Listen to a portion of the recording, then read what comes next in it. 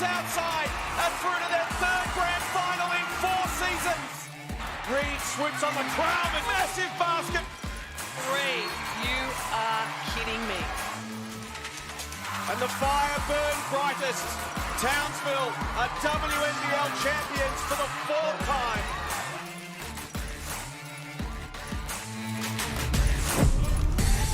The most exciting 3-win team is back at the National Convention Centre tonight with the UC Capitals taking on the Perth Lynx in a Thursday night Cygnett WNBL battle.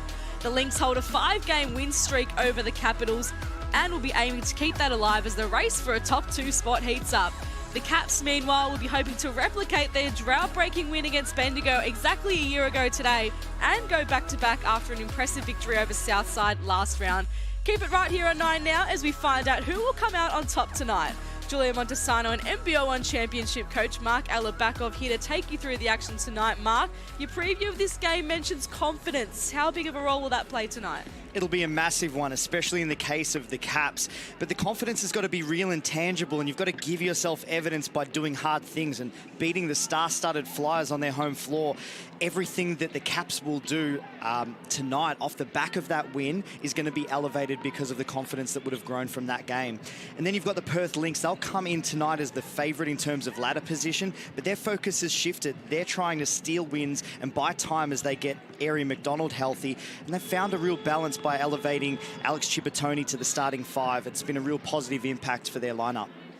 And last time these two teams played, it was unfortunately the game where Aari McDonald suffered that knee injury, but it was a shootout. We saw Amy Atwell with 36 points. The final score was 98-90. Do you think we'll see a similar game tonight? I think so. By definition, both of these teams have been fast break styles in terms of the way they like to approach the offensive side of the ball. They both shoot a lot of three-point shots, so the Caps will attempt 44% of their shot attempts from the three-point line. They average 27 a game and make 8.5 of them. For Perth, it's 39% of their shot output. They shoot 28 and make 9 themselves, both at around 32% or thereabouts, and I don't see that deviating tonight. We're witnessing a battle between two double-double machines tonight as well in Alex Sharp and Annalie Maley. Alex Sharp has had 8 for the season while Maley leads the league with 9. It's going to be a great battle between these two tonight, Mark. It will, and as you can see on screen, I mean, the statistics are comparable between the two, but a little-known fact is that these two athletes, their stories have been interwoven from a basketball sense for basically half of their lives. They were rivals from Diamond Valley versus Eltham to teammates in Vic Metro teams, junior Australian teams and emerging Opals teams. It's only fitting, I guess, that their bright futures converge again here in the WNBL. Taking a look at the ladder, we know Townsville have secured a semi-final spot last night. Perth will be looking to do the same in the coming weeks, Mark. They'll be chasing that magical number of 12 wins that history suggests that figure of wins gets you a spot in the top 4 and the finals berth within the Cygnett WNBL. For them, it's trying to steal as many wins as they can till they can get Aari McDonald healthy. They'll be looking at this one, looking at the UC Caps sitting below them on the ladder in terms of position as a winnable game for them, one where they can add one more notch towards that magical 12-win figure. They're on 9 at the moment. They need 3 more. Capitals sitting in 7th spot with 3 wins and 9 losses. We'll take a look at their starting 5 next, and it's going to look very similar to how it's looked all season. Melbourne, Sharp, Fowler, Munga and Okoya. But a name I see on the bench and a name in a jersey I can see there, Mark, is Beck Pizzi. Do you think we'll see her suit up tonight for the first time this season? Well, hopefully for them. I mean, she really emerged throughout her opportunity last WNBL season and became a really key contributor in that 5 spot, giving them both three-point shooting as a pick and pop big, but then gave them a whole lot of defense. Her shot blocking ability or ability to change shots at the defensive end was a real weapon for them last season in the absence of Alex Bunton. So Pizzi missing most of the season with an injury. We'll hopefully see her out there tonight. But Perth starting 5, it reads like this. Gorman, Chibotoni, Potter, Maley and Atwell. That's pretty consistent for what we've seen throughout the season. But Emily Potter is the one to watch tonight, I think, Mark. Yeah, she was really key for them in the win that they had last start. But the most important thing for her is staying on the court. Foul discipline and being out of foul trouble keeps her on the floor, keeps her in positions where she's able to put up double-double type of outputs on the offensive end. She can score as a post presence, but then she's shown a capacity to be a facilitator, a playmaker out of that post position as well and get the ball to other people. So Perth hold a 5-game winning streak against the Capitals. They'll be hoping to wrap up this series between these two teams tonight after getting a win against them a couple of weeks ago. The Caps, well, they got the win against Southside. They'll be hoping for back-to-back tonight. And when they keep their opposition less than 73 points, they're 3-1 this season. So anything can happen. They're back on their home deck at the National Convention Centre, and we're tipping off Thursday night Cygnett WNBL hoops. And it'll be Chibatoni to start things off for the Lynx. Guarded by Jade Melbourne. Here's Gorman now. Looking to get to work on Munga early. Can't quite pop the shot in. And the Caps will get a rebound. Another great crowd packing out the NCCC. Okoye into Fowler. It's been a revelation this season, really, for the Caps. Here's Melbourne. Looking for an option. The shot clock ticks down to 3. Melbourne's got to pop up the shot. Can't knock it down, though. Good pressure by Perth early on. Yeah, it looked like the Caps were trying to orchestrate a particular shot type, but I think someone might have been out of sync. Not sure what they were looking for on that particular play. So Chibatoni running the point. Early whistle just to halt things. It'd be worth keeping an eye on what the Lynx go to offensively here in this next possession. The very first touch that they had on the offensive end, they looked like they drew up a play for Steph Gorman to go off a dribble. Out of everybody that's on their roster, she would be the one that would perhaps fly under the radar of the Caps defense. So it'll be interesting to see if they go to her again or someone else. Steph Gorman, the NBL 1 Defensive Player of the Year, spent some time with the Coburn Cougars. Potter can't put the shot up. It was good D in the end. Fowler took a hit, but got straight back up, and she's running on offense now. Gets it from Melbourne. And now Munga. Here's Sharp. Back to Munga. Caps happy to share it around and take it slow. Now Melbourne goes, and Melbourne gets the bucket. She's so dynamic and agile off the bounce. That right-to-left crossover, it's hard to stay in front of. Now Perth looking to move it quick through Maley. That shot just falls short. It leaves Alex Sharp. I mentioned she had 8 double-doubles already this season. Steps into the shot and it just rims out. How did that happen? Atwell, with not much ahead of her, goes up against Okoye. Now gives it to her partner in crime, Maley, who then hands it to Potter. Back to Atwell. Gets some space and knocks down her first shot of the game. And silences the crowd in the meantime. That'll be a big factor tonight. The Caps fans always getting right behind their team. Sharp now.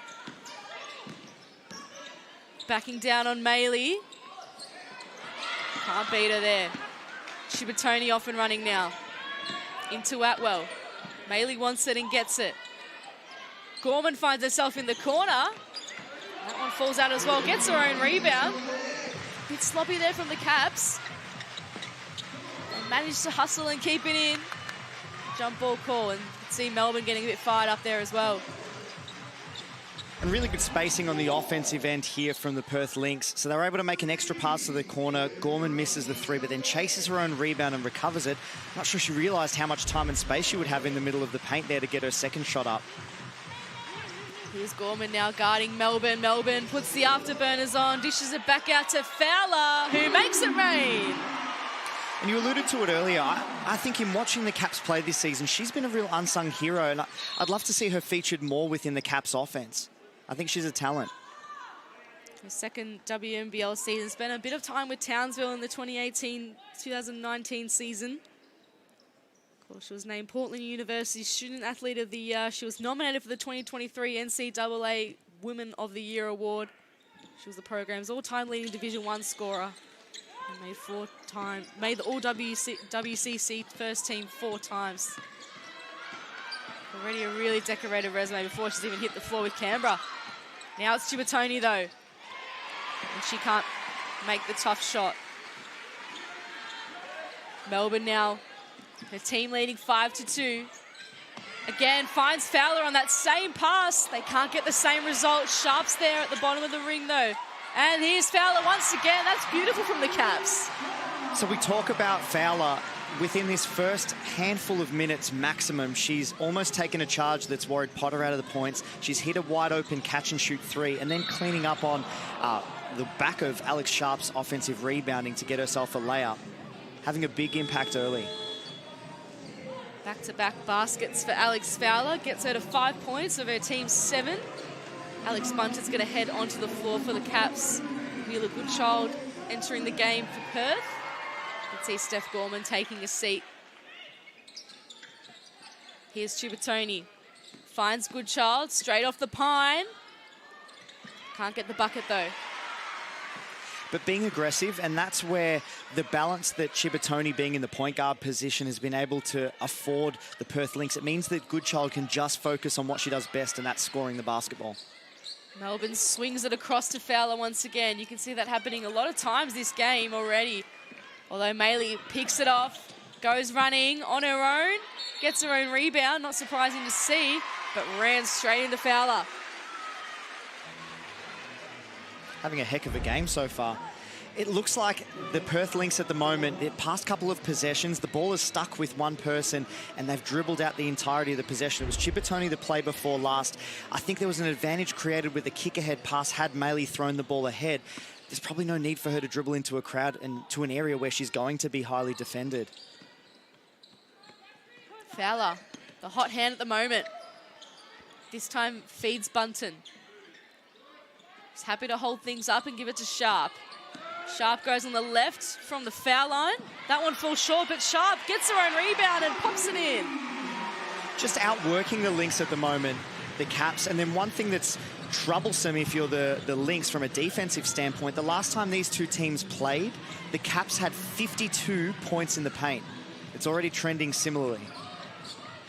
Caps coming to work. Sharp just loses at that time.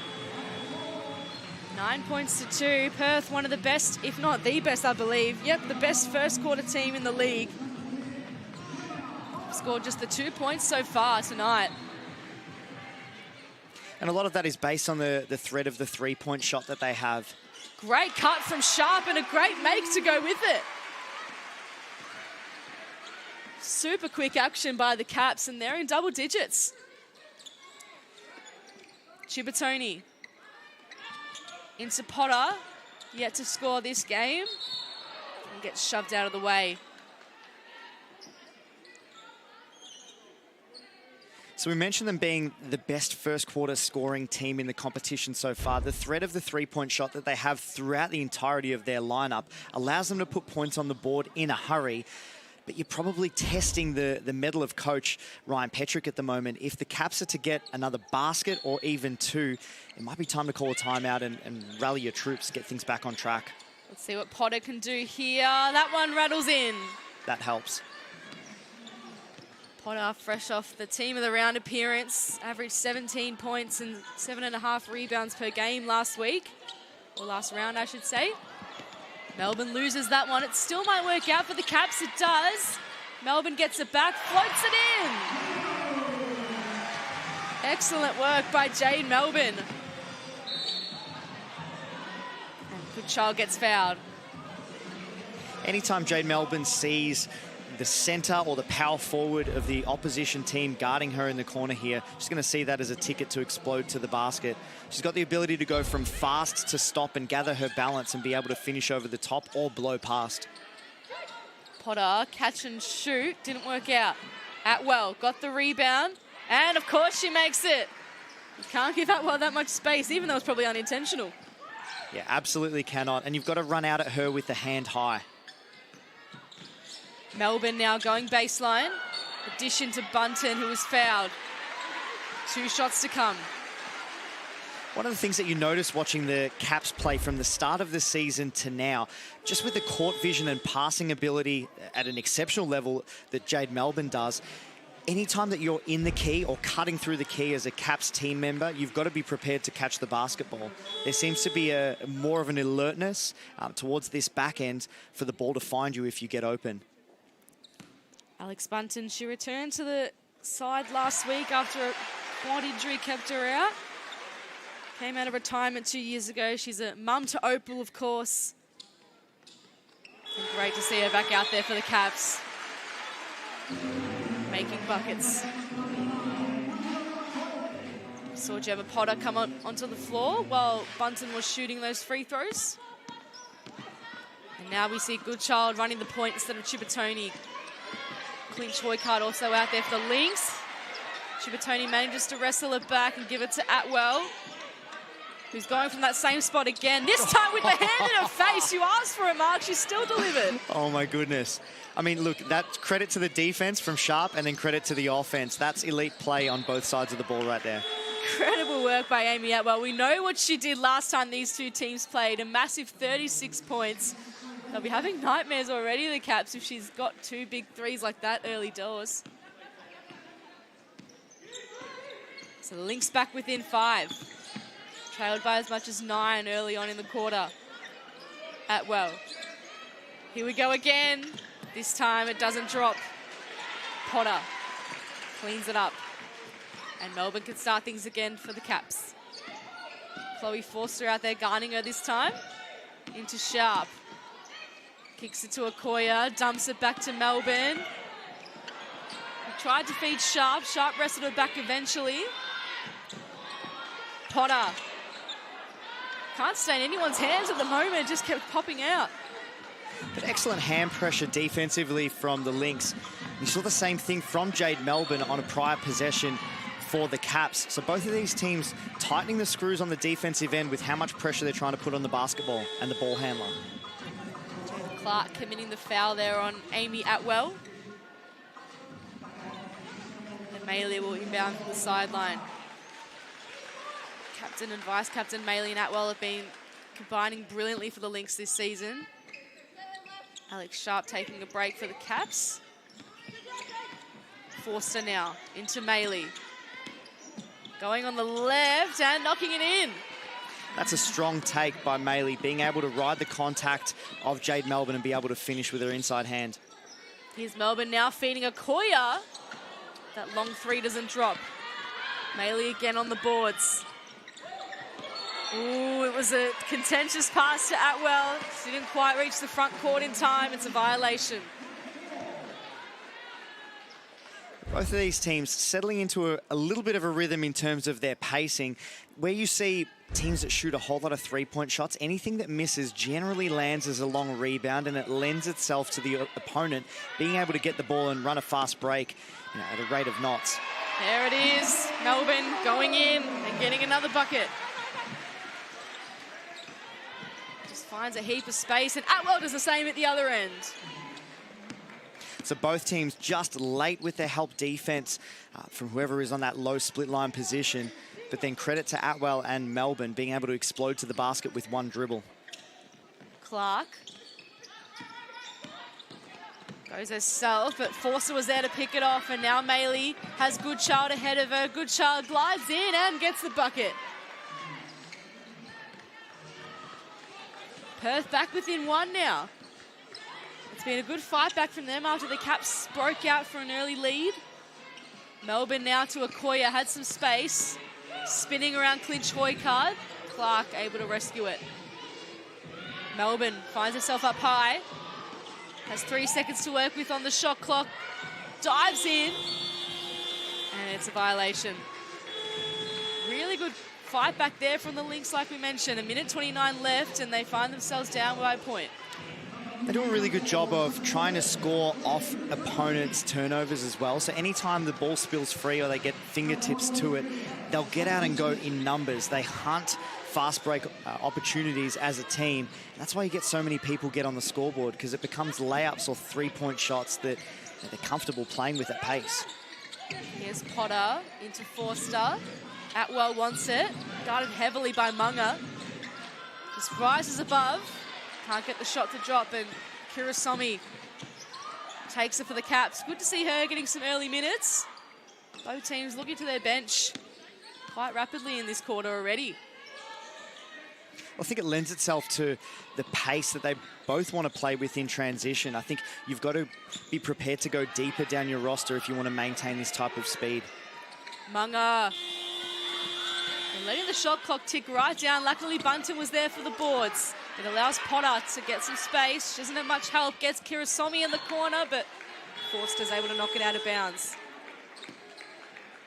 So you're right, Mark. The pace is really hot in this game.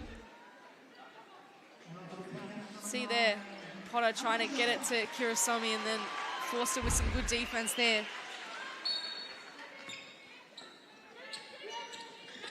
Munga, quick release, can't knock it down. Again, the Caps with another offensive rebound.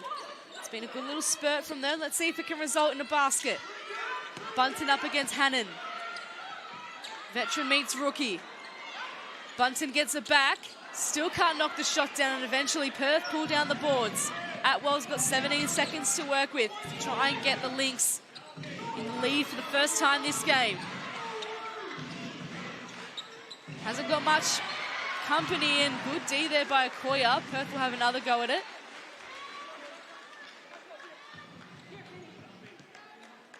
I'd like to see them try and make a play on the rim here with 6 seconds to go. Get your feet in the paint and see what you can create for yourself or others.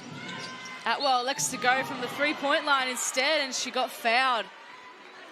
Big coach killer there. 2.4 seconds left. Because of that threat of the three-point shot, anytime that she lifts the ball into a shot fake, Amy Atwell, it gets defenders to leave their feet or stand up out of their stance and get up high and hard trying to contest the shot. And she's able to lean in and leverage that contact, wear it and show the referee that there's been a bump made, gets herself on the on the free throw line rather, from that three-point shot. Amy Atwell averaging 17.5 points per game. That's third in the league. 3.6 rebounds. She shoots 90.5% from this range and is having a fantastic season in Lynx colours. Her second season with this club. Gets them in the lead for the first time tonight. Munga with the last shot. It doesn't float in, but at the end of the first term, it was action-packed. It is the Lynx who fought back after a good Capital start to lead at the National Convention Centre 19-17. We'll catch you on the other side of this for an entertaining second term.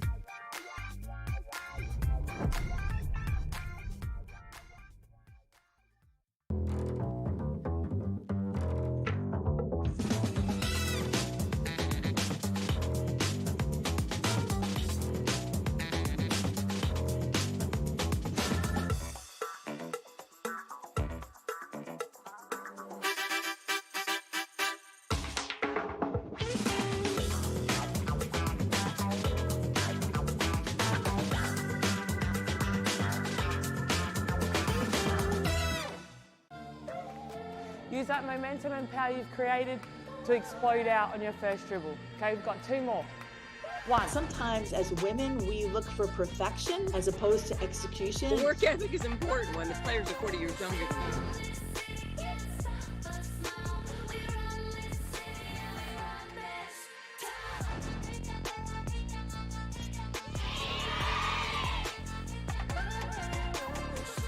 Cheers. Welcome back to the National Convention Centre, where it's the Lynx leading the Caps by 2 points at the end of the first term. Julia Montesano and Mark Alabakov with you. Mark, no surprise to see Amy Atwell and Jade Melbourne calling the shots for their teams early on. Yeah, Atwell's up to 13 points, so there's remnants of that last game where she had 36 and hit the 7 3-point shots. She certainly started this one with the hot hand and carrying the scoring burden for the Lynx, who are 2 out of 10 from the field for all of their other starters so far, and only the 1 assist. So their ability to create shots for their teammates, that needs to continue to go up a level. But like you mentioned, Melbourne doing a heck of a job and starting to find her own. 6 points on the board so far. She's got the 2 assists, but then you've had great cameo appearances from Alex Sharp, who's got the 4 points and 5 rebounds. And then you saw a really hot start by Fowler with the 5 points on the board herself and a couple of really big defensive stops. It's the second quarter about to tip off at the National Convention Centre. Perth won the last game between these two teams at the Bendat Basketball Centre, 98-90. It's already been a high-scoring, high-paced affair in the second of this series between these two teams.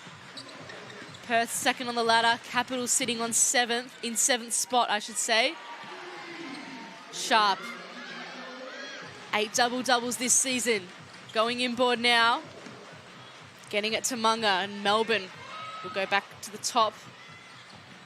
Oh no, look past it, Bunton just lost it in the end. She's still trying to grab it out from Hannon's legs, and a jump ball will be called. She's got the ball and a shin bone.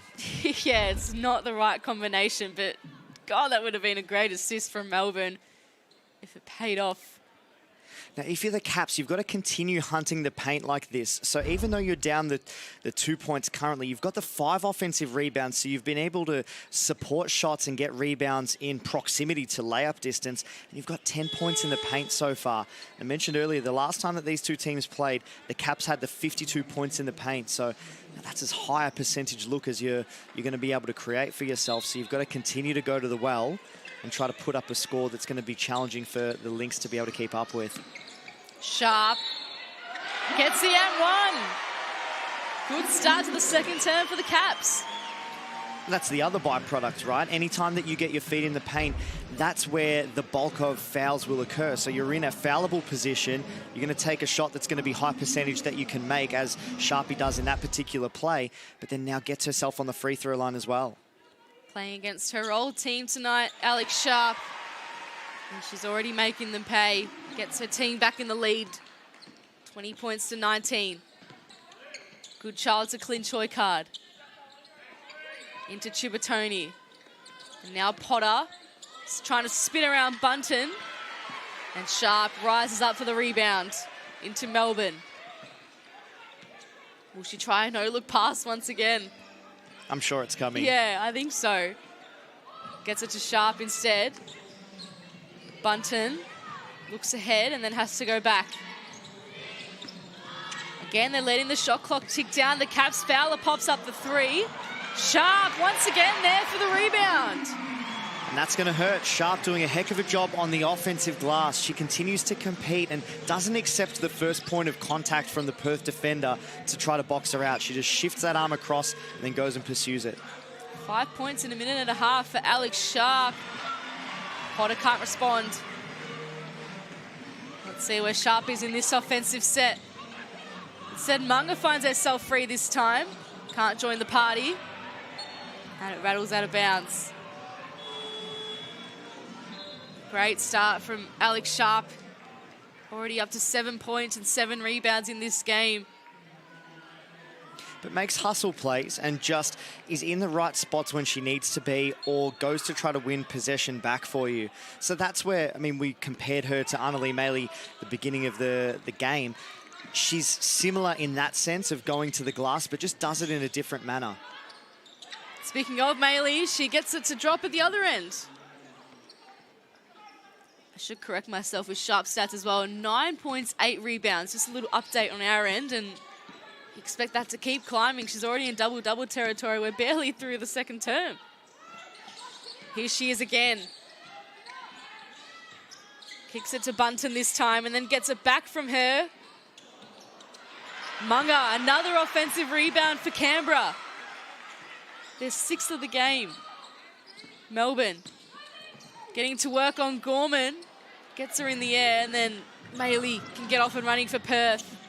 Atwell, 16 points already. That helps, and nothing builds momentum more than being able to hit a 3, a big 3. And you've got Atwell, who is one of the best three-point shooters that we've seen in the history of the WNBL. Just has that capacity to hit it with limited time and space. Chibatoni on the rebound. You can hear Ryan Petrick saying, move, move.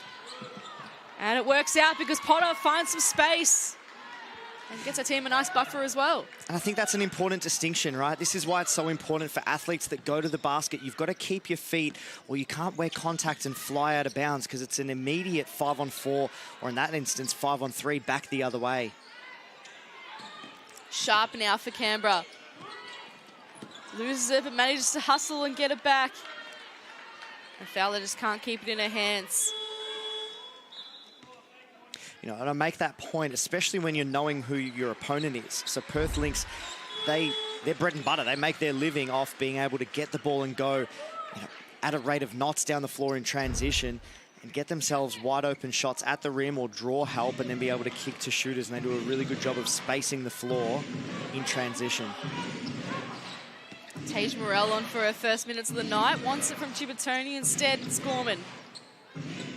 Atwell after it. 16 points, 3 from 4 from three-point range. How will she go this time? She'll get fouled. That's the second time she's been fouled on the three-point line tonight. This is what I talk about with her shot fake, or any time that she starts to step back to separate to get herself airspace to shoot the three. When you're at tempo and you're trying to chase her down with urgency because she's, obviously got double-digit points at the moment, your body can be off balance. It's easy for you to lose your body control in the air trying to contest the shot. You inevitably end up collecting part of her arm or landing on top of her, and then now you send her to the three-point line. She was drafted at pick 27 by LA in the WNBA. She was waived. Really wants to get back to that level. And she's making a name for herself in this league. And once again tonight, 36 points last time these two teams played, and she's having another ripper game tonight. 18 points already as a timeout's called on the floor. The Lynx 28 play the Capitals 22. And this timeout is brought to you by Cygnett. Every day in Australia, 57 people are diagnosed with breast cancer. So as part of Cygnett's partnership with the McGrath Foundation, Cygnett are donating $57 for every three-pointer scored over the entire round to the McGrath Foundation. And I reckon they'll be dishing out a lot of money to the McGrath Foundation in this game, Mark, because Amy Atwell has already gone 3 from 4 from that range, and both teams are playing their characteristic game and lining it up from the three-point line. They are for the most part. The Caps have been trying to do a lot of their damage going on the interior, and I think that that's been fruitful for them, even though we see the scoreline the way that it is. The ease of which they're able to score or put themselves in those sorts of positions by getting the ball into the painted area, I mean, that's where their momentum is going to be built from. They're 1 of 9 so far from the three-point line, so can they continue to try and go to the well where they're able to get high percentage looks? For the Lynx, I think that they're still finding their way within the half court in terms of being in sync. They're able to be carried at the moment by the offensive brilliance of Atwell, but still as a team, they're only on the 3 assists, so their ability to create shots for other people, they haven't been clicking with that as yet in this ball game. So 28 plays 22. 6 minutes left in this opening half. It was the Lynx leading by 2 at the end of the first term. They've stretched their lead out off the back of a big run. 10-0, in fact. Caps desperate for a bucket. Seeing a change-up defensively, a 1-3-1 zone, matching up with the ball from half court by the Perth Lynx. Munga can't break it. And it works out perfectly for Perth. Gorman gets going into Atwell. Back up to Gorman. Atwell can't make that one. Good rebound there by Morell. They can go again here, Perth. Morell guarded by Sharp. And Morell gets over the top. They would have had a lot of great battles in the NBL 1 West, and now they're doing it in the WNBL. That was a beautiful post move. She used her right hand to fend off the arm of Alex Sharp and then create airspace for her to shoot that left-handed hook. Let's see what she's got here, Tage Morell. Right now it's with Chibatoni. Atwell. Fowler getting pretty handsy. Atwell affects the shot. It was good defense there by Fowler. It allows Munga to get going. She's yet to score this game. Into Sharp, and now Melbourne. Munga 9 from 5 from the field.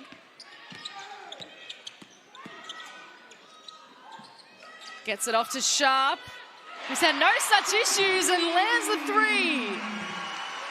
That's a beautiful extra pass from Munga out of the corner to Sharp. And one of the things that Sharp has really added to her game in the past 5 to 6 years, including her college career, is that three-point shot and its consistency. Let's see if she's going to go for it again in this offensive set. It's with Melbourne at the moment. Instead, Melbourne gets to work, and it rolls in. Much better out of the timeout from Canberra. And even more points in the paint for the Caps. That trend continuing after they dominated with points in the paint last time these two teams played. Over at Bendat Basketball Centre in the West. Morell, a good pass there, and it's somehow rolled in. And that's really handy for Tage Morell to not have played a great deal of WNBL basketball, and certainly not this season. To come in and have the 4 points, hunt down an offensive rebound, it's that energy with rebounding and being able to clean up plays that's going to be helpful for the Lynx. Energy is what Fowler has in spades, and she gets another 2 to her name. Chibutsoni being chased around by Mugger.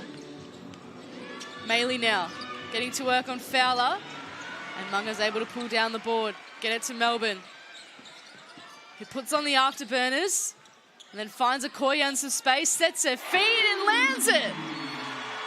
Great time for a timeout here by the Perth Lynx. Momentum starting to tilt the favour of the Caps on the back of that open three-point shot, the extra pass on the earlier play to Sharp, the layup prior that 7-zip run. So a timeout call on the floor, scores level at 32 apiece. You're right, Mark, a good time to call a timeout, and this one is brought to you by CTM Sport. CTM Sport is here to transform your team's travel experience. Leave the hassle of off-court arrangements to CTM Sport, the experts in sports travel management. Get the winning edge at ctmsport.com.au. So a sort of similar way to how the first quarter went. It was the Caps getting out early, then Perth fighting back, and this time it was Perth getting out early, and now the Caps have a good fight back off the last time out. What does Ryan Petrick tell his team here? Well, I think you've got to formulate a plan here to try and limit the points in the paint that the Caps have been getting. So for them, they want to keep going to the well. They've got 18 points in the paint out of their 32, so over half of their score. I mean, you watch visually, and it's layup type stuff. It's not highly contested. So being able to be alert and then be able to contest some of those shots in the painted area become important. But then your job's not done. Defense doesn't end until you come up with the basketball, and they've given up 7 offensive rebounds to the Caps as well. So he'd be talking about the alertness to challenging a shot, but then making sure that they box out and come up with possession, which will allow them to run back the other way. So crowd comes to a hush as Goodchild brings the ball down for the Lynx. Goes left and then right. Potter, good rebound, gets it again, and still the shot doesn't fall. And Okoye just snatches it from Maley in the nick of time. Sharp. 12 points and 9 rebounds already for her. Okoye coming off that big 3 just before the timeout, and now Potter, been an inspiration this season off back-to-back ACL ruptures, and Sharp knocks it down, gets the Caps back in the lead. And tips forward those 2 categories, an offensive rebound and points in the paint yet again. Perth can't respond, but guess who? Alex Sharp, already a double-double. Here's Melbourne. Oh, loops it in. Beautiful work from Melbourne. And I love this aggressiveness from the Caps. By hunting the painted area, you're not only going to create scoring opportunities for yourself in foulable positions, but where they haven't been able to shoot the three-point shot particularly well so far, by generating that interest of them dribble penetrating the key area, you're going to find more time and space on the perimeter, and we've seen Okoye and Sharp knock them down when they've had that time and space to do so. So another timeout called, Caps 36, leading Lynx 32, and this timeout is brought to you by Ford Aussie Hoops. Ford Aussie Hoops, the perfect introduction to the world of basketball for kids aged 5 to 10 years. Visit aussiehoops.basketball to register. So Caps on a 9-0 run at the moment.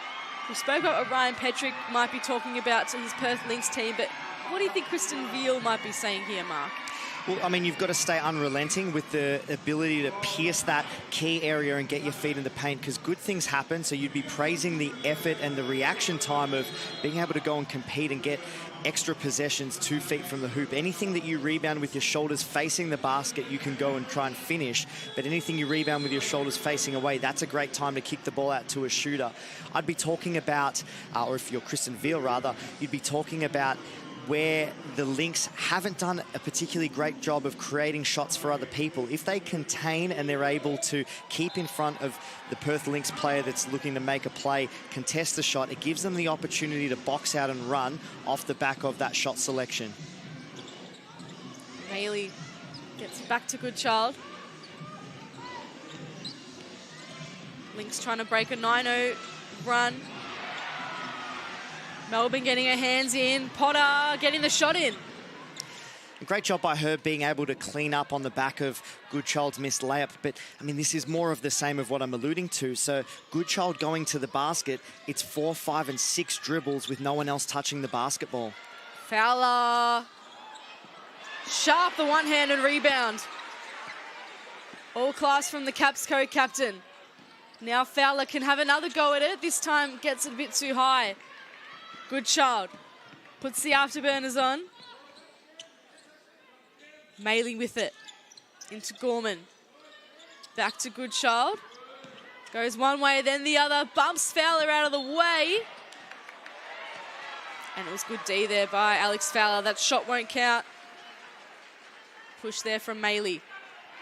What you want to avoid any time that you play, and this is any team in the competition, and in this instance, the Perth Lynx, who does a great job of sharing the basketball around the perimeter when it gets kicked out.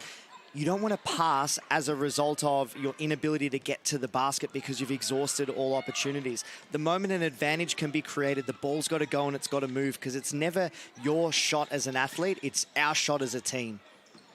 That's got to be the mentality. Fowler gets a big knock on the way down. She'll head to the line for two.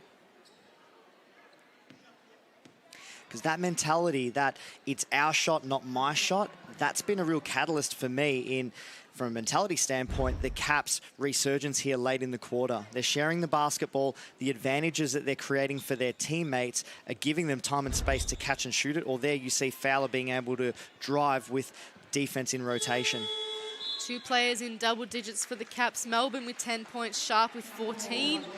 Fowler up to 7. So they really are sharing the load. And they're going to call themselves another timeout, 36 playing 34. And this timeout is brought to you by the WNBL.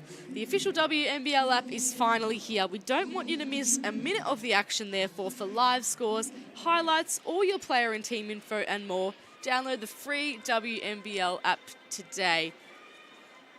So less than 2 minutes to play in this opening half, just over a minute, in fact. Which team gets the lead to half-time, Mark? It's been very topsy-turvy.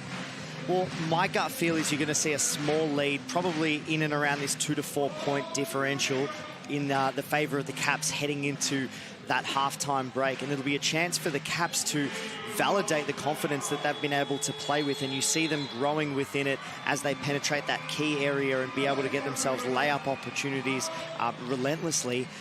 For the Lynx, it's a catalyst for you to respond. If they're a team that's going to be the caliber of playing within the Cygnett WNBL finals, playing in games like this and being in these situations where you have to respond and do what you need to turn the tide while sticking to the identity of your team, that's what they're going to need to do. And they've got a whole second half to be able to do so if it's within them. It's been the Atwell show for Perth with 18 points already. The Capitals have been able to share it around a tiny bit more. Sharp with 14 points, Melbourne with 10 points, Fowler at the line with 7 points. But how's the dynamic duo of Jade Melbourne and Alex Sharp so far? They've been absolutely fantastic. They've been leading the way all season. Jade Melbourne, the top scorer in the league. Alex Sharp, the team's best rebounder. Already up to a double-double tonight. Fowler's able to make the second of her 2 free throws. Atwell, can she get a 20-piece to halftime instead? Feeds Goodchild. Gorman, Maley now. Stumbles on the shot. And again, another foul called beyond the perimeter. But look, better execution from the Lynx. So being able to take a time advantage and a space advantage that was created from the double team on Amy Atwell. The ball moved through 2 sets of hands before it got to Maley, and it gave her time and space to elevate on that 3-point shot. She gets the Caps defender chasing her out in rotation, and then she draws the foul on the back of it. Maley quiet by her standards, 4 points and 4 rebounds so far in this game. Now it gets up to 5 points. Averaging 14.9 points, 13 rebounds, so averaging a double-double. Missing the second of her free throws, of course. She had the experience with the Chicago Sky in the WNBA. She'll be looking to perhaps put her name forward again for that level. We know how successful she's been in 3x3 for Australia. She's been to the Asia Cup, she's been to the World Cup. She's the only player to have recorded 9 double-doubles this season.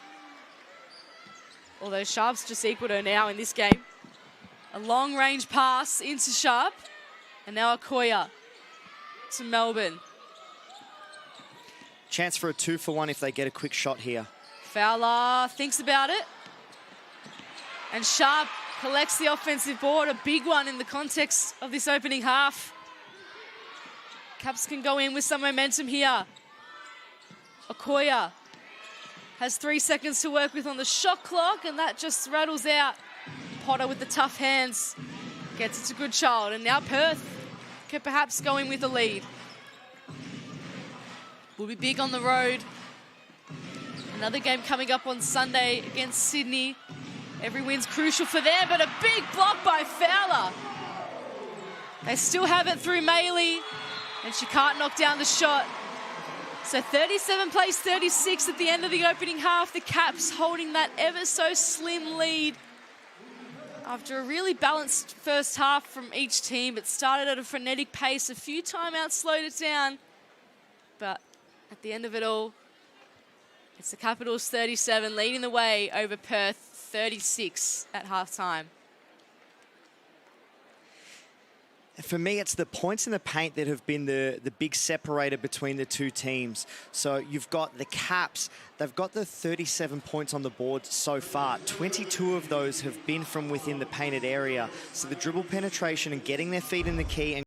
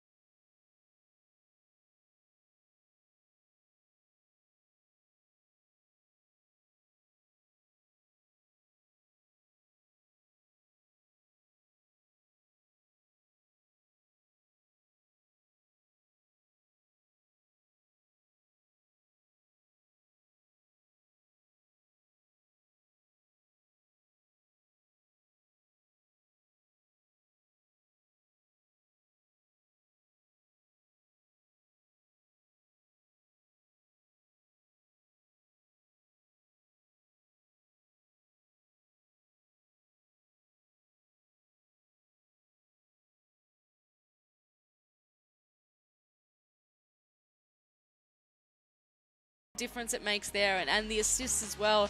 You spoke about Jade Melbourne having more than the entire team. What a stat.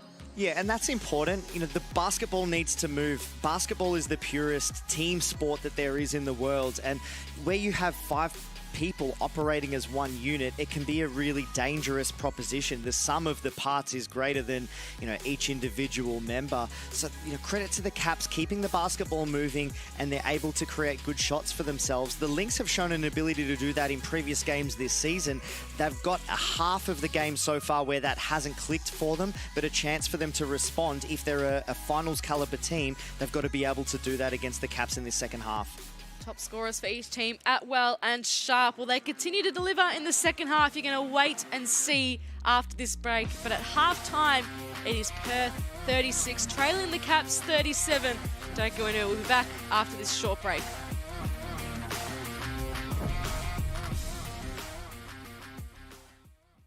Women are powering forward and changing the game on and off the court.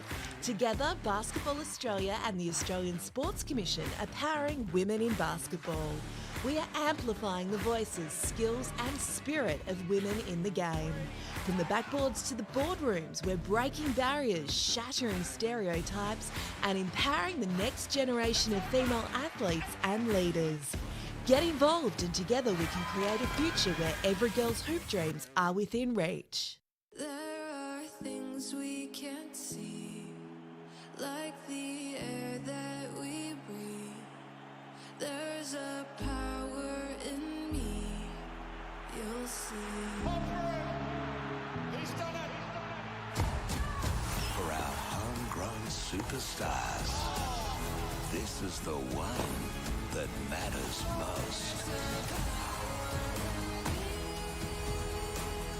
The Aussies are ready to unleash on 9 Summer of Awesome. Get ready for a new hard racing game changer. Todd Woodbridge What is the longest river in South America? The Amazon River? Correct. pushes Australia's most addictive game show over the edge. Wow. Let's go! And in an all-new endgame, One counter for a shot at $40,000. the more you risk, Two counters, $20,000. I'll also throw in a holiday. the more you win. If you don't get that jackpot, you'll leave here with nothing. Brand new Tipping Point Australia starts Monday, Jan 29 on 9.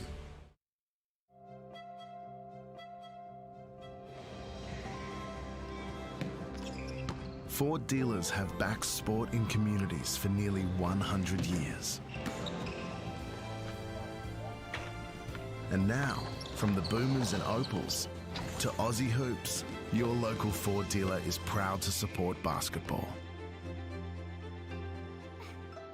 Because all dreams start somewhere.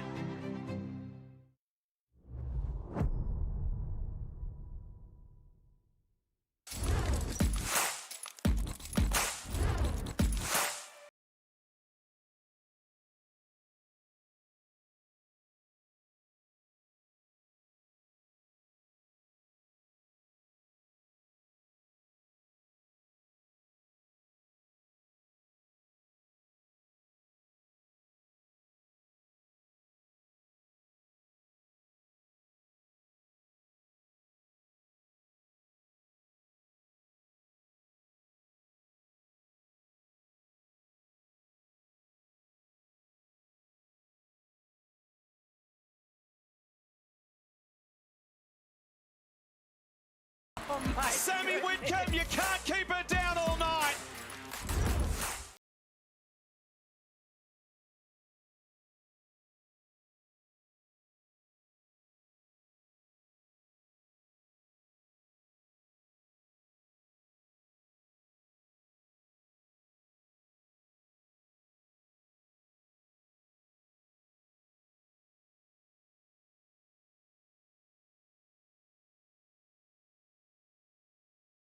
Play anymore.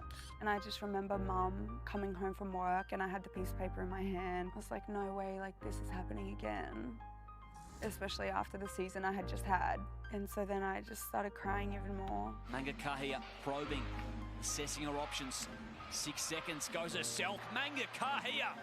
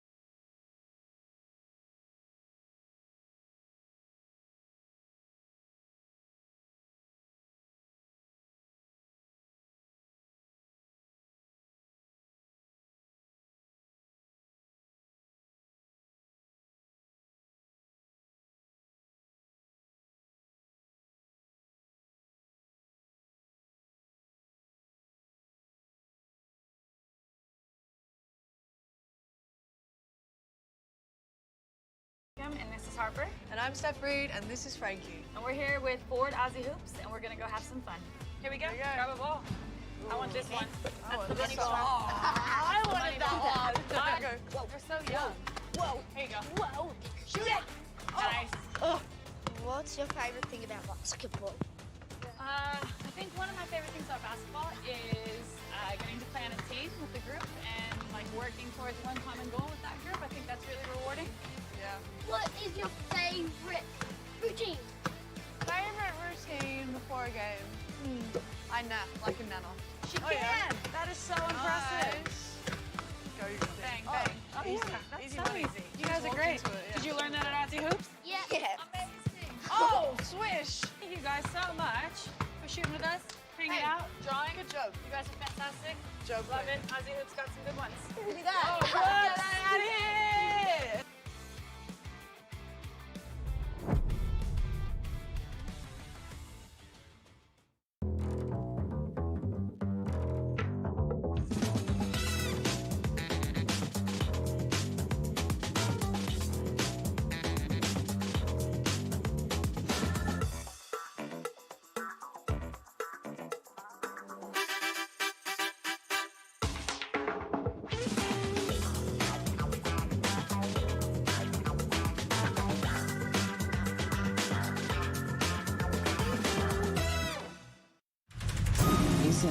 absolute workhorse. Alex Demonor.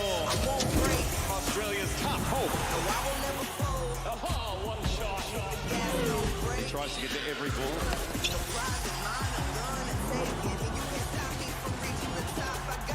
Demonor dazzles in Melbourne. For centuries, supernatural creatures have lived among us. There are vampires, werewolves, doppelgangers, witches. And even hybrids. Go! There are friends. Our enemies. The ones we love. And the ones we've lost. A lot of blood, a lot of partying. But if you're gonna die, it might as well be epic. Sink your teeth into the drama. Drink. The Vampire Diaries. Here we go. Stream every episode on 9 now. Women are powering forward and changing the game on and off the court. Together, Basketball Australia and the Australian Sports Commission are powering women in basketball. We are amplifying the voices, skills and spirit of women in the game. From the backboards to the boardrooms, we're breaking barriers, shattering stereotypes and empowering the next generation of female athletes and leaders. Get involved and together we can create a future where every girl's hoop dreams are within reach. Welcome back to the National Convention Centre on Ngunnawal country, where it's the Caps leading the Lynx by 1 point. And no surprise to see it's been the Alex Sharp and Amy Atwell show early on. Mark Ellerbacker, what have you made of each player's performance so far? Well, for Atwell, she's got the 18 points. She's shooting 50% from the field and from the three-point line, which is absurd. She's got herself to the free throw line for 6 attempts, of which she's made the 5, and she's had the 3 drawn fouls. For Sharp, it's been her possession play, which has been outstanding. The 13 rebounds, 6 of them have been offensive, so winning the ball back for the Caps. She's got the 1 assist, and she's shooting at 54% from the field and also 50% from the three-point line. We're seeing 2 upcoming stars of our national program really on show here so far for the first half and being critical to both of their team's causes. And thanks to Dean Andrews for this stat. Sharp also notched up her 500th career rebound during that second quarter as well. So a great stat for her to notch up in such a young career. She's already got 13 for the night to go with 14 points as we tip off the third term. 1 point margin between these two teams. It was Perth getting the job done last time at Bendat Basketball Centre, 98-90. What can they do this time? Can they wrap up this series tonight, or we have to have a bit more on the line in the third game? It's Melbourne, who's been having a good game so far for the Capitals. 10 points, 5 assists. Sharp, we've sung her praises all night. That one misses the mark though. Maley. 6 points for her so far. Dumps it into Potter. Finding some space to Maley, and there's a good little pass and shot.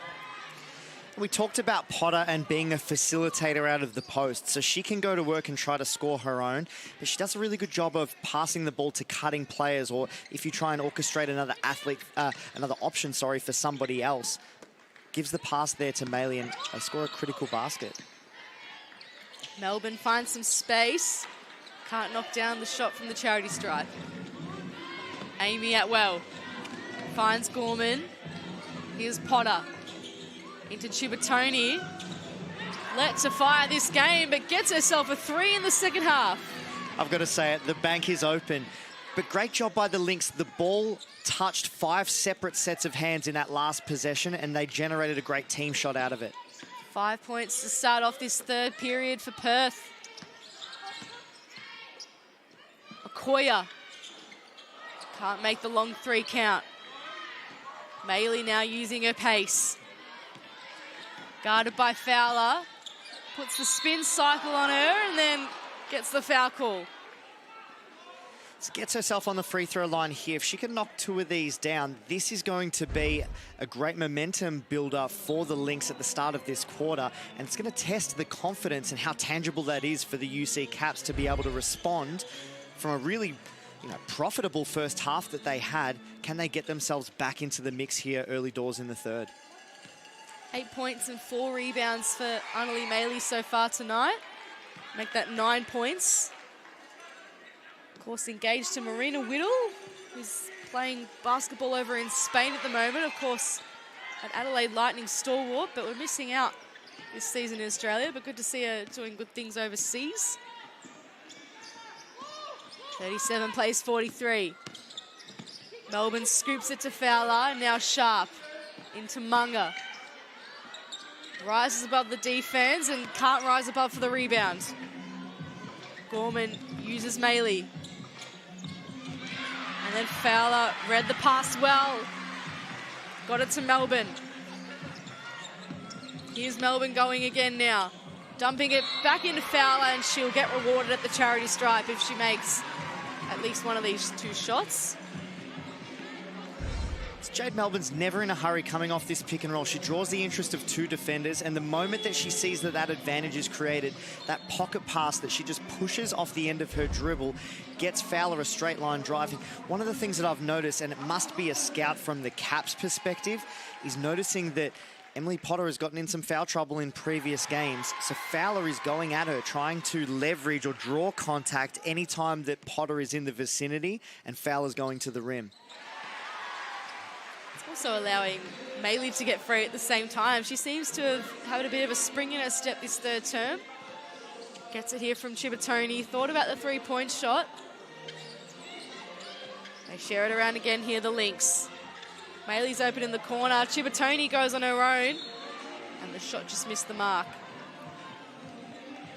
I think the phrase that you used is spot on, sharing the ball around. There's a distinct change at the start of this third quarter. There was 4 passes made in that possession that ended up with a Chibatoni open layup that rimmed out in that particular instance, but the quality of the shot was very high. Sellout crowd here at the NCCC tonight. Now the Capitals have visited a few venues this season, Tuggeranong. They've been to Radford High as well. And now they find themselves back on their traditional home floor in front of their loyal home fans. But Perth hoping to spoil their party. That shot falls short from Potter. Here's Alex Sharp, the double-double machine. Kicks it to Munga. And Maley, speaking of double-double machine, she's off and running now. Just finds some space through the defense, gets herself another rebound. Gorman in the corner, knocks it down. See, once the ball was passed out of the painted area from Maley, that extra pass to the corner was what created the wide open three-point shot. As soon as there was multiple defenders that were guarding Maley, the ball had to come out quickly, and then it's a chance for a Lynx player to shoot an open three. Gorman's been sitting in that corner for much of the start of this third term. She was bound to get a shot and bound to knock it down as well, as Sharp reverses it in. Off the back of an offensive rebound, no less. She's having some game. Absolutely fantastic numbers from Alex Sharp. Potter at the opposite end, knocks it in. Important for Potter to see one go down there. Alex Bunton is giving her time and space to shoot that short corner jump shot. She's not going to play her out there, challenging Potter to have to hit it from range. Fowler now into Munga. Melbourne gets a bit of assistance from Fowler and then finds Sharp with the hot hand. Alex Sharp, take a bow. That three-point shot is coming along. Isn't it so? Alex Sharp having a blinder of a game tonight. Maley can't respond. Melbourne beating Chibatoni, dumping into Fowler. The shot falls short. And Perth escape. But how about the game of Alex Sharp? 19 points and 15 rebounds. You can see here the pass from Melbourne. It was beautifully weighted there by Sharp, who knocked it down with ease. Well, you've just got to be disciplined to get to windows. Coaches refer to them as receiver spots. Windows where an extra defender will go and help on a driver and the ball can see you and get to you and you can catch and shoot a three-point shot when it lands in your hands. Good child now. Trying to feed Morel, who's back on the floor. But 2 straight possessions that good shots have been orchestrated by Jade Melbourne. I think, a lot gets made of, how happy she is, how much she looks like she's enjoying playing basketball, and that would make her be fun to play with. But it's the team play. It's her ability to give the ball up, and she'll give you the ball when you create an opportunity for yourself. When the ball moves like that, anybody who can play in that manner is fun to play with. Maylee, a good offensive board, and she reverses it in on the opposite end. Matching Alex Sharp. Melbourne now, like you mentioned, she's never seems to be in any rush. Methodically thinks through her next move. Forster got knocked over on the way in. The moving screen called there, I think, on Alex Bunton. So a great cue will be if you're looking to take off a pick and roll or an on-ball screen in that instance like Jade Melbourne was, you want to wait for your post players' feet to land. When they're stationary, that's your cue to take off, just so that you don't put your post player in a position to have that offensive foul, that moving screen called on them. Forster with pace, knocks it in. Electrifying stuff from the Warwick Junior. And she's been really good. She's really accepted the challenge to have to deal with, you know, superstar of this league in Jade Melbourne. She's taken the job of guarding her defensively and, you know, ready to make the most of her opportunities when they come on the offensive end too. Perth, of course, without their resident point guard, Erin McDonald, this game. Last time these two teams played was when McDonald suffered that knee injury. That's going to keep her out till, we think, about February, early February. She might be able to come back. Sprain in that left knee, keeping her out. Melbourne just momentarily loses the handle. Finds Sharp, who finds Potter, who finds the bucket. The crowd love getting up and about when Gemma Potter knocks down a three. We all know the journey she's been through, back-to-back ACL ruptures. Maylee can't knock that one down. The best patches of Lynx play have been when the basketball has moved through sets of hands in this third quarter. I understand the intent of Annalie Maylee taking it upon herself to try and be a real catalyst for this Lynx team to get them over the line, but you've still got to make the correct plays offensively. That's the right player to get it in the hands of Amy Atwell. Yet to score this third term, and now gets herself up to 21. Melbourne can't glide that one in. Glide in, I should say. Good steal there. What can they do with it here, the Caps? Okoya into Melbourne. Into Fowler. They're tucked away. And the pass just misses out. Good child. Steps around Melbourne really cleverly, but Potter was there with the strong hands and now gets it to Sharp. Similar thought, that's an opportunity gone begging. The moment that the defender played good child, the ball had to go to Maylee. And it went to Sharp instead for the Caps. Really enjoying this game against her old team. The team she spent 3 seasons with, Alex Sharp. It's her first season as a Capital. And she's thriving, her 9th double-double for the season. Chloe Forster now. Maylee gets the offensive board. And Fowler's able to clean it up, much to the delight of the Caps fans. 2 minutes left to play in this third period. Lynx 55, leading Capitals 49. The Caps led by a point at halftime. The Lynx have got going, but the Caps have got some momentum back through Alex Sharp. Who else? Who else? Exactly right. On track. I think she might have just hit her career high. I'll wait till the stats update. Yes, she has. 23 points, a career high for Alex Sharp tonight.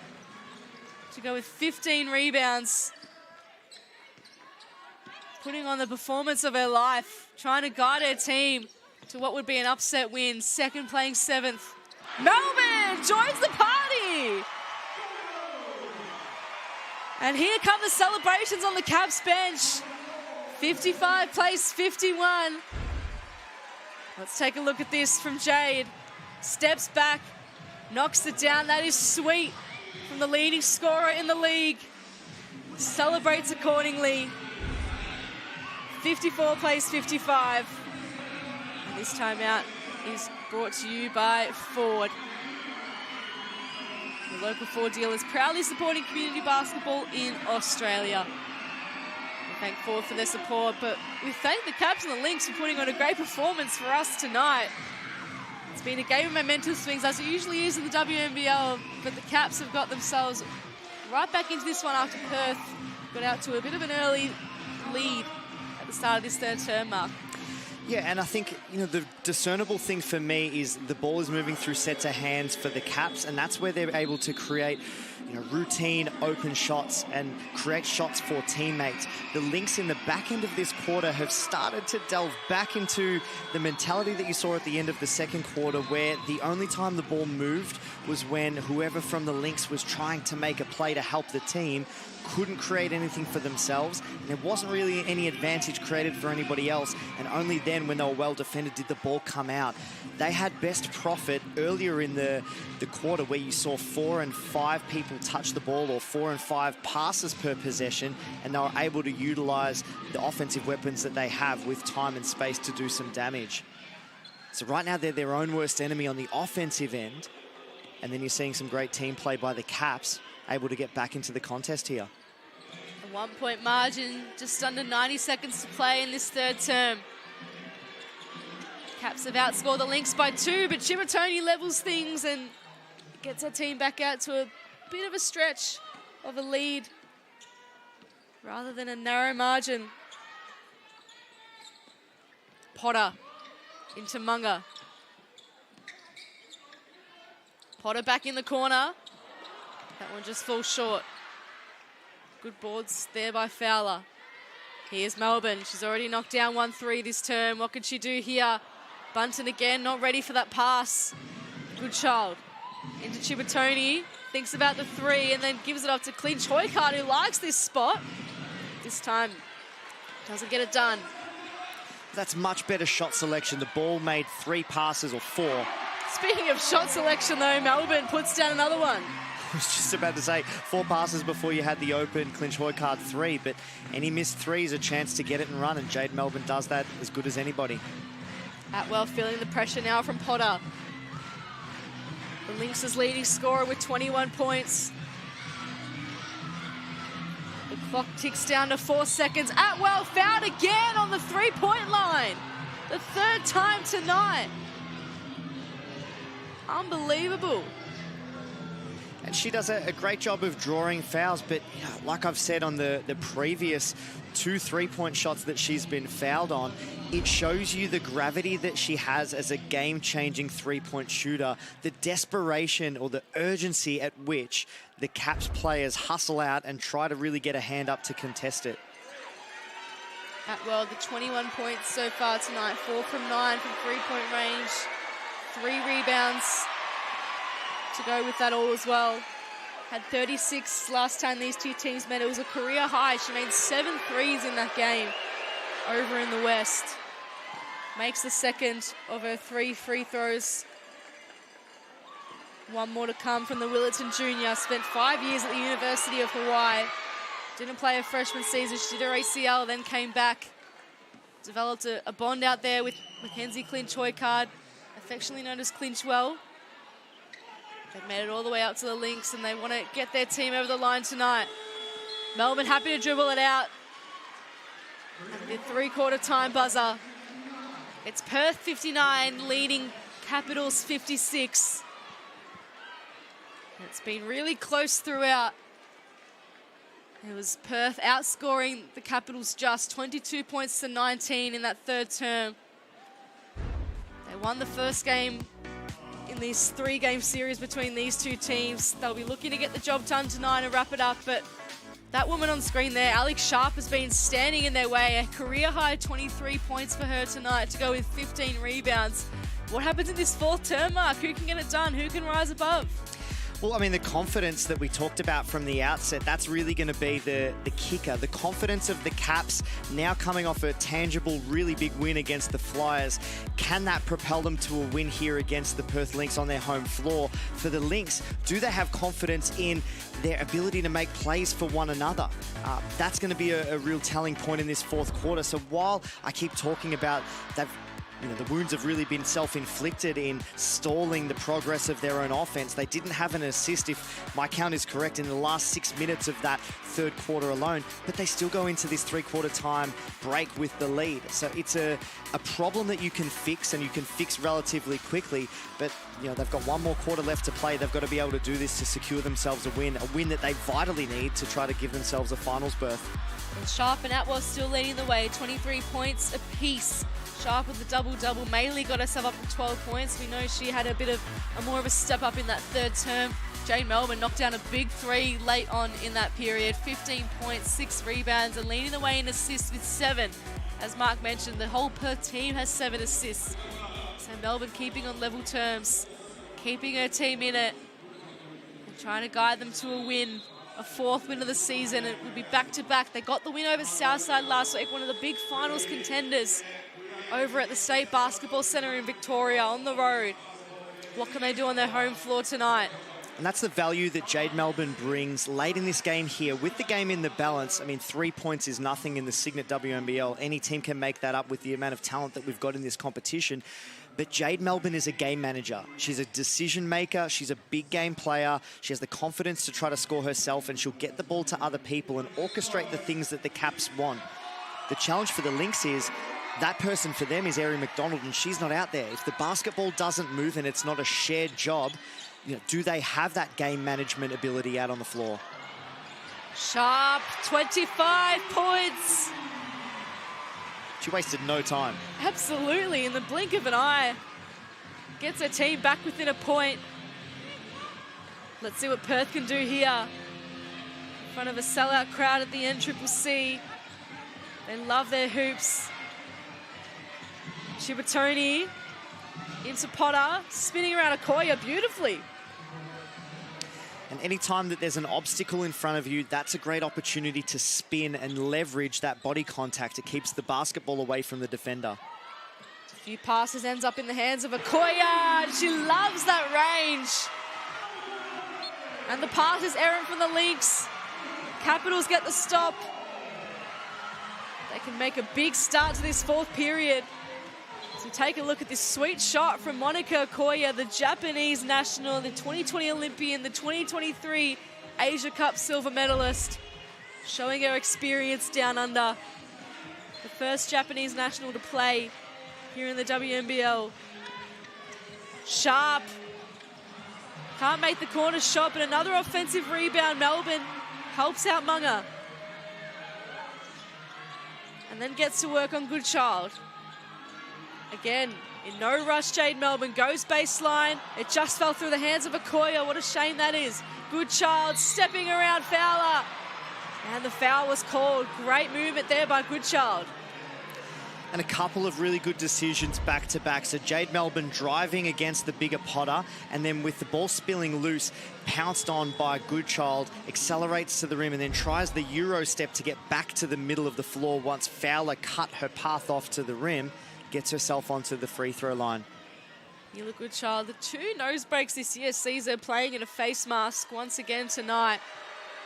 Played for Mount Gambier in the NBL1 and really impressed in the off-season.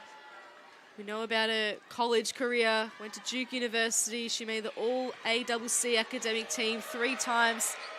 Paid her own way to trial for the Boomers last year, made the team, and then starting with Perth Lynx tonight, in place of Erin McDonald. It's put in some really positive minutes this season, Mila Goodchild. So too is Melbourne, of course, leading scorer in the league. That one just falls short. Perth ball. And back to Goodchild. I mean, there's no doubt in my mind that she's a WNBL player, but stylistically, I think there's no better fit for her than the style that the Perth Lynx play. She's hand in glove. She's been able to fit seamlessly within their rotation, and that's why you see her thriving. Chibatoni has been thriving in this Perth Lynx lineup for years. Potter's shot was affected. Melbourne gets ball in her hands once again. And Goodchild off and running. And again, the whistle blows. She's interrupted in her run. There's only one way to stop Goodchild, really, and that's to foul her. And I like her energy. She's moving with reaction time advantage. Anytime the ball spills loose, she's running through it like she's an AFLW on-baller. So she's trying to secure possession, ready to take any collisions or contact that might come from it. Speaking of contact, Melbourne providing plenty and then getting on the run and getting another bucket. Yeah, there's no chance to stay in front of her once she gets ahead of steam up. Capitals run back to defend. Scores level once again. This game going right down to the wire. Potter, that one just spins out. Sharp pulls down yet another rebound. Gets it to Munga. The crowd wait in anticipation as the shot just rolls out. Maley now using a bit of pace to get around Nicole Munga at the other end. And that shot just falls short. Again, Perth not utilising the hands in that set. But it's an easy stop for the Caps defense there. They don't have to do a whole lot and don't have to really work to rebound the ball.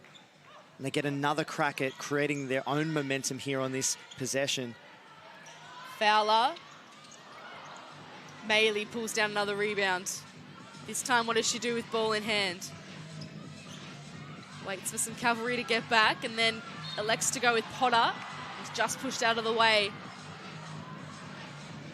She's feeling it out there. As you mentioned, Mark, they seem to have scouted her as one that might be able to get into foul trouble. They're pushing her around a bit out there. They know what her potential is after her last game of a career-high 26 points and 11 rebounds. She had 19 points and 8 rebounds last time these two teams played. So they know what she's capable of and they want to put a stop to her. And as they should. I mean, this is what you would do from a scouting perspective. The challenge for her is, can she keep disciplined and not let that adversely affect her trying to play her game? 10 points and 10 rebounds for Emily Potter, but she's taken a seat on the bench. Bunton, good rebound into Melbourne. Getting around Gorman.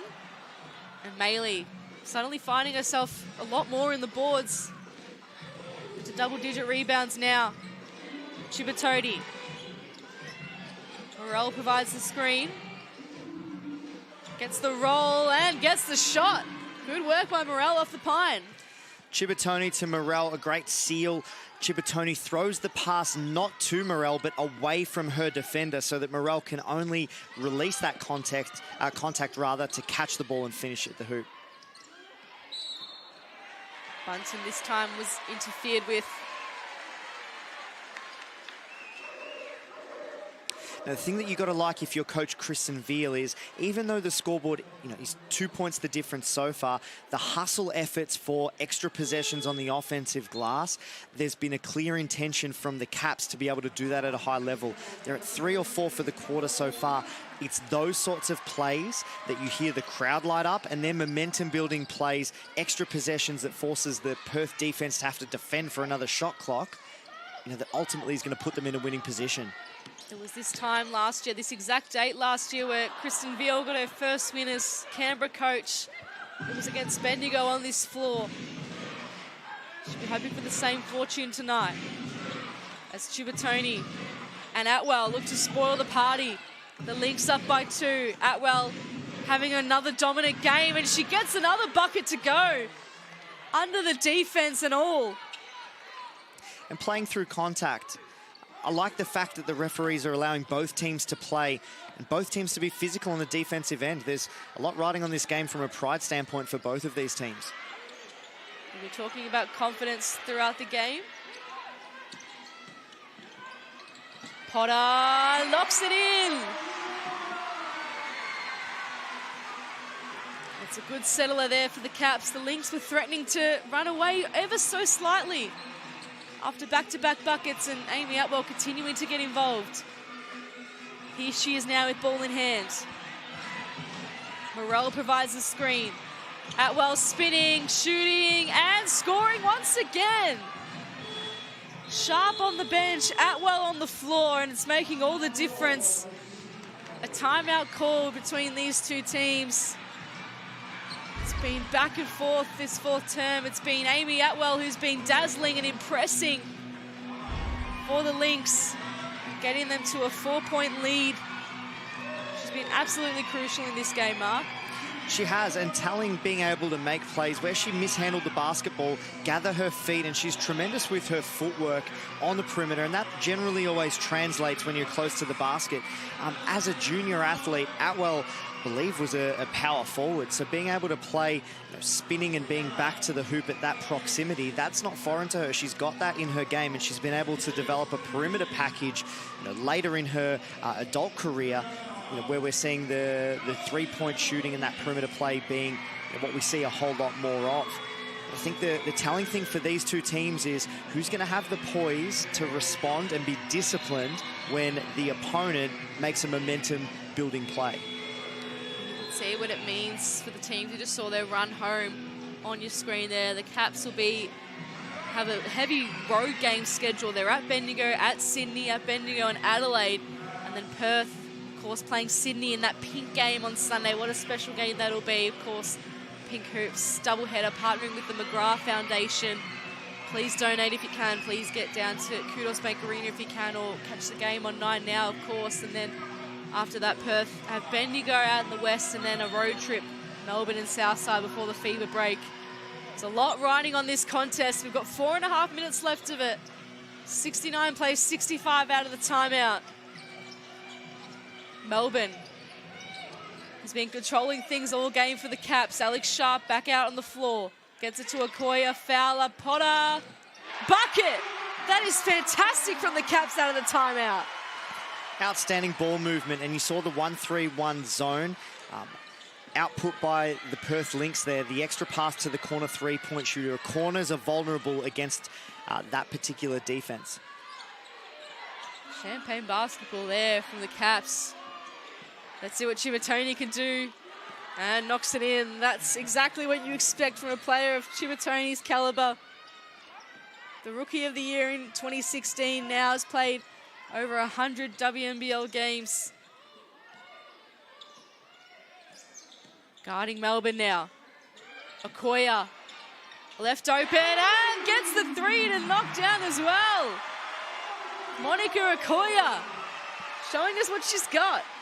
And she's known internationally for that, so you've got to race out to her and force her to make a play off the dribble. Even if it's a layup, it's only 2 points compared to the 3 that we know that she can hit, that will really build the momentum for the Caps. Big sigh from the crowd as Atwell's fouled on the way in. She holds the key to getting this Lynx team over the line. The crowd, of course, on the Capitals side. Morel taking a seat for Perth. Love the passion of the Canberra fans. They get so high and so into all of the great things that happen for the Capitals, and then it's immediate silence whenever the Perth Lynx do something at a high level. Another sellout crowd for them tonight. Hanging on every possession. It's what you love to see. And they're getting up and about now with Potter and Melbourne sharing it in the backcourt. 71 apiece. Less than 3 minutes to play. Chimatoni commits the foul there. Jade Melbourne with 17 points, 8 rebounds and 8 assists. Can she get that triple-double? 3 minutes to do it. She became the first player in 10 years last season to record a triple-double in the WNBL. She's more than capable of doing it again. Jade Melbourne dumping it into Fowler. Great defense there by the Lynx. Effective Fowler's shot. Couldn't absorb the contact this time. And now they can get themselves back in the lead through Chimatoni. Atwell. He's been the playmaker all game from the corner. That one just falls short and Sharp. Another rebound. Sound like a broken record, but it's where she's been all night. Collecting those boards. Potter! It rattles in! Caps back in the lead. Just over 2 minutes left in this game. 7th on top of 2nd right now. Crowd up on their feet. Big momentum basket from Gemma Potter. And Atwell fouled. And that brings the Caps up to 4 fouls as a team so far. So anything incurred from now will send the Lynx to the free throw line. So they've got an opportunity, if they can play through positions where they might get fouled, attacking the basket, they're going to get a swag of free throws out of that. Amy Atwell's been the one for the Lynx. 27 points, shooting at 50% from the field. 4 from 10 from three-point range.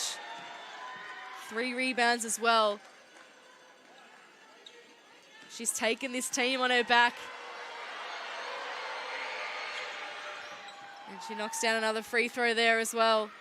The challenge for both of these teams is not to let the emotion of the game or the occasion or momentum overwhelm you and force you into decisions that are rushed or not what the game dictates. That one there from Melbourne just falls short. How important will that be? Capitals over the limit. 1:35 left in the game. Atwell set her feet, but Melbourne was right there with her. And now Potter there to guard her. Emily Potter provides the screen. 2 Potters going head-to-head. The 2 number 10s. It ends up with Melbourne. 74 plays 73. A big set here for the Caps. I agree. Critical possession here. Sharp cutting and driving. Fowler providing a screen. Melbourne finding a lane and finding a bucket. That's exactly the caliber of player that Jade Melbourne is, stepping up at clutch moments. The game hanging in the balance. And this 21-year-old guard who has been lining it up this whole season has stood up once again and lets out a big cheer as she heads to the bench for this critical timeout. 1:05 left, 76 plays 73. What do you think each coach is saying here, Mark? Well, I mean, 1 minute and 5 seconds is plenty of basketball yet to play. So if you're the Lynx, there's so much time. You don't have to go for a three-point shot to try and tie the game, or what some coaches would consider a home run play.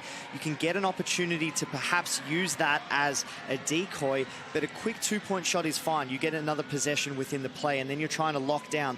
If you're the Lynx, you just don't want to get beaten on effort-based plays where, you know, they've got an offensive rebound and maybe a putback, or an offensive rebound and you've had to defend again.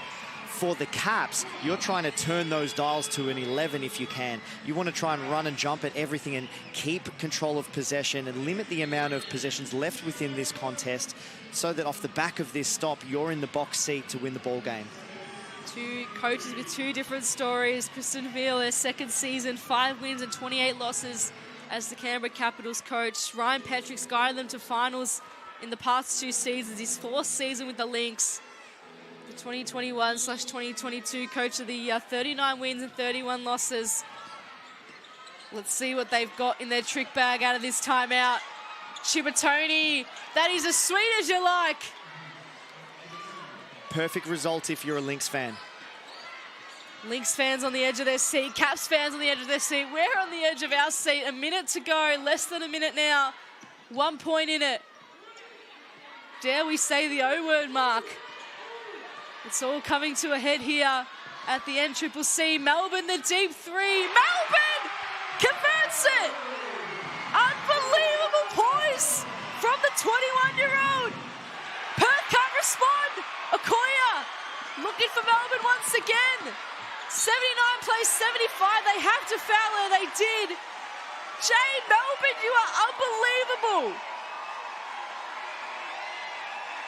Wow, that is stellar stuff by Jade Melbourne. I was about to give her props for being a great game manager, but to hit that shot with this game hanging in the balance from basically quarter court, that is nothing short of exceptional. You can see the hands on hips, hands on knees. She is exhausted, and it's no wonder why. She's put in another stellar performance tonight. 22 points, 8 rebounds, and 8 assists. 23.5 seconds left. 4 points the margin. Every possession counts from here. Perth have to go. So if you're Perth, you're trying to steal this ball from the inbound if you have the opportunity to, or you've got to foul immediately to keep as much time left on the clock as possible. If you have the choice, you want to, if you're the coaching staff, relay to your players who is the best person to foul, who's the shooting at the least amount percentage for the season from the free throw line. Interesting to see Annalie Maley come off the court. A double-double for Perth. 12 points and 11 rebounds. That'll be by design. They'll sub her back in when they get an offensive possession. They just won't want her to incur a stack of fouls here in trying to stop the clock and send the Caps to the free throw line. She's got 3 fouls for the game, Anneli Maley. And you can see Perth happy to give away a heap of fouls at the moment.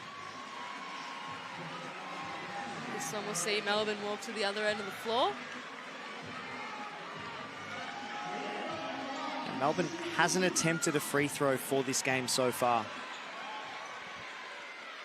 She hasn't attempted 23 field goals though. She's made 10, 43% for the night. 2 massive 3-pointers. And the crowd get up and about as she knocks down the first free throw and gets her team out to a 5-point lead. And knocks down the second one as well. Crowd up and about at the NCCC.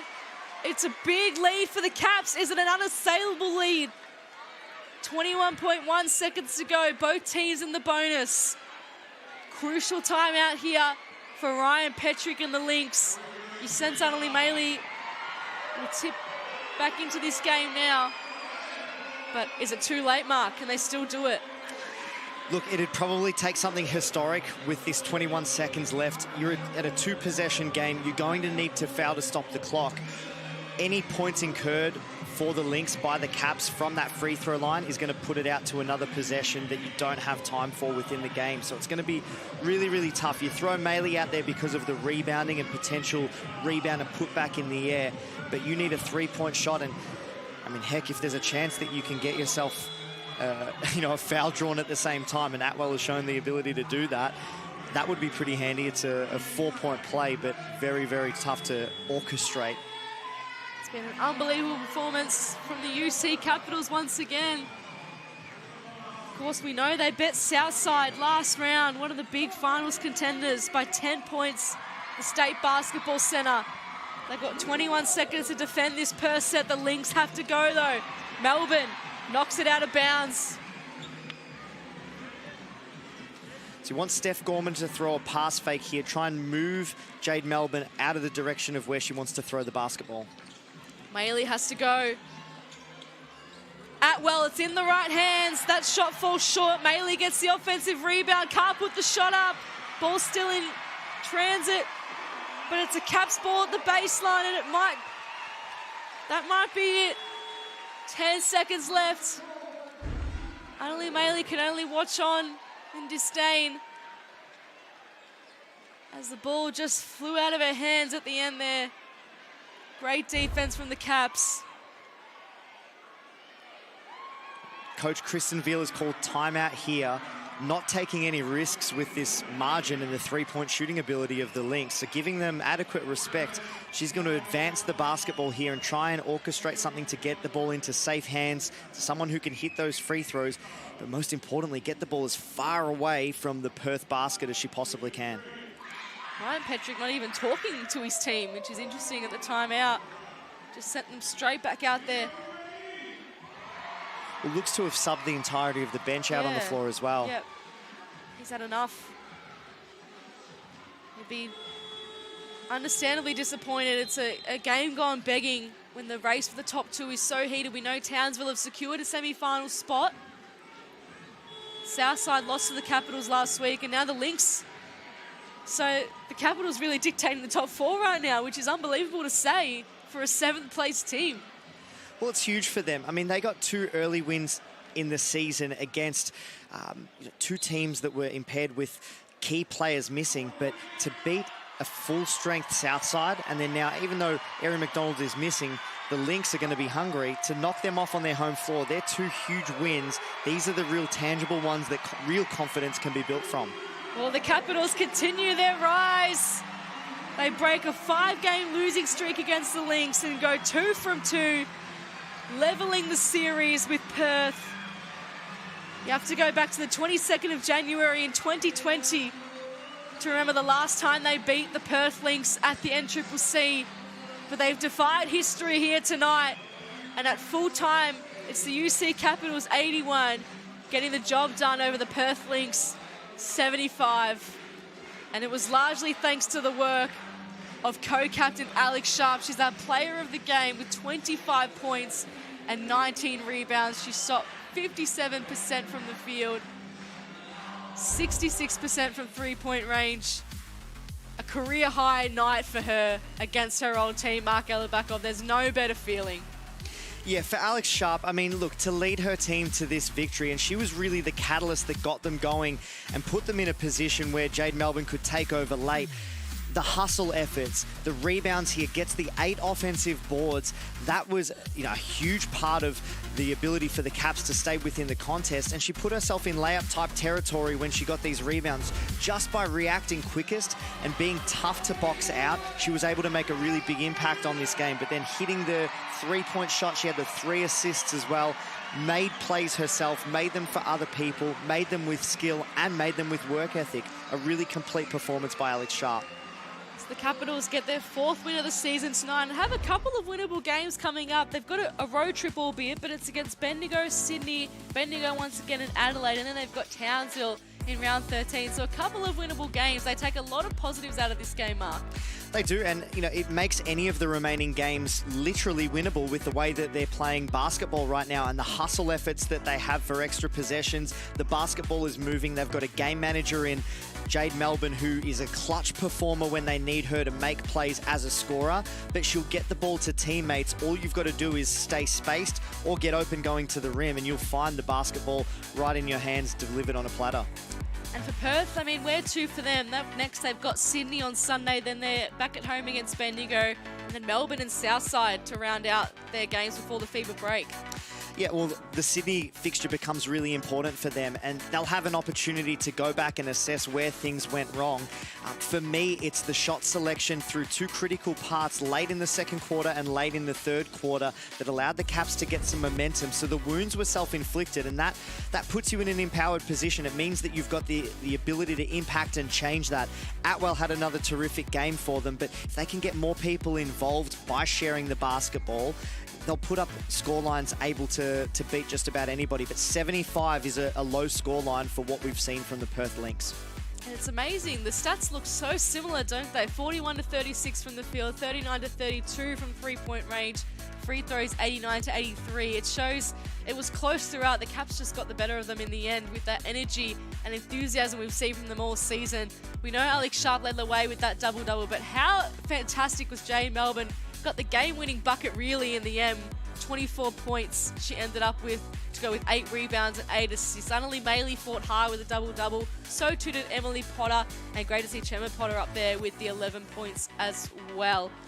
Games to come, well, there's so many we've got to look forward to, Mark Elabakov. The weekend continues to heat up. We've got Southside and Sydney going head-to-head tomorrow night before Melbourne look to get revenge on Townsville come Saturday night. Then on Sunday, Sydney turns pink for a great cause as they partner with the McGrath Foundation to raise breast cancer awareness before Bendigo and Canberra round out the weekend at Red Energy Arena. The pink game's going to be a great one to watch and a good chance of Perth to respond as well, Mark. Yeah, a chance for them to be able to bounce back, and you always want to have an opportunity to have adjustments made and come back within the same round without having a whole week elapse for you to sit and wallow within it. They can't feel sorry for themselves. They're a quality basketball team. They know that they've got some things to be able to go away and fix, and I'm sure their coaching staff will address those things. But Sydney's playing for their finals lives as well. I mean, they've got a match against Southside tomorrow night, I believe, that ultimately is going to probably play a big hand in who takes that 4th place in the finals picture, or gives a team a real leapfrog into that. But then Sydney rolls into Perth as well, so really critical games for the Flames coming up. And that's what it's all about. Alex Bunton with her daughter Opal celebrating the night of the Capitals. They get the job done by 6 points over the Perth Lynx. Mark Elabakov, thank you for your expertise tonight. And on behalf of us and our amazing production team, we hope you have a great night, and we'll see you tomorrow for some more Cygnett WNBL action.